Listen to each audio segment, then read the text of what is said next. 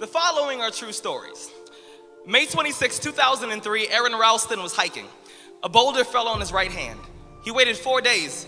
Then he amputated his own arm with a pocket knife. On New Year's Eve, a woman who was bungee jumping in Zimbabwe, the cord broke. She then fell into a river and had to swim back to land in crocodile-infested waters with a broken collarbone. Claire Champlin was smashed in the face by a 5-pound watermelon being propelled by a slingshot. Matthew Brobus was hit by a javelin. David Striegel was punched in the mouth by a kangaroo. The most amazing part of these stories is when asked about the experience, they all smiled, shrugged, and said, I guess things could have been worse. So go ahead. Tell me that you're having a bad day. Tell me about the traffic.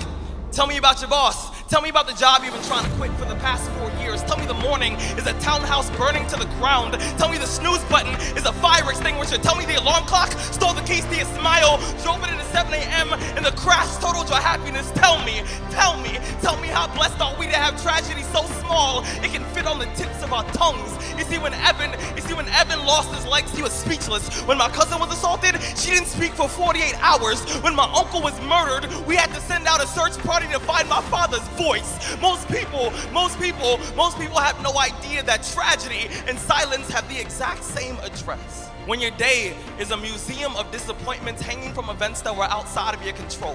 When you find yourself flailing in an ocean of why is this happening to me? When it feels like your guardian angel put in his 2-week notice 2 months ago and just decided not to tell you. When it feels like God is a babysitter that's always on the phone. When you get punched in the esophagus by a fistful of life, remember that every year 2 million people die of dehydration. So it doesn't matter if the glass is half full or half empty. There's water in the cup. Drink that shit and stop complaining. You see, Muscle is created by repeatedly lifting things that have been designed to weigh us down. So when your shoulders feel heavy, stand up straight, lift your chin. Hell, call it exercise. Remember that life is a gym membership with a really complicated cancellation policy. Remember that you will survive. Remember, things could be worse. Remember, we are never, ever given anything that we can't handle. When the world crumbles around you, you have to look at the wreckage and then build a new one out of all the pieces that are still here. Remember, you are still here. The human heart beats approximately 4,000 times per hour, and each pulse,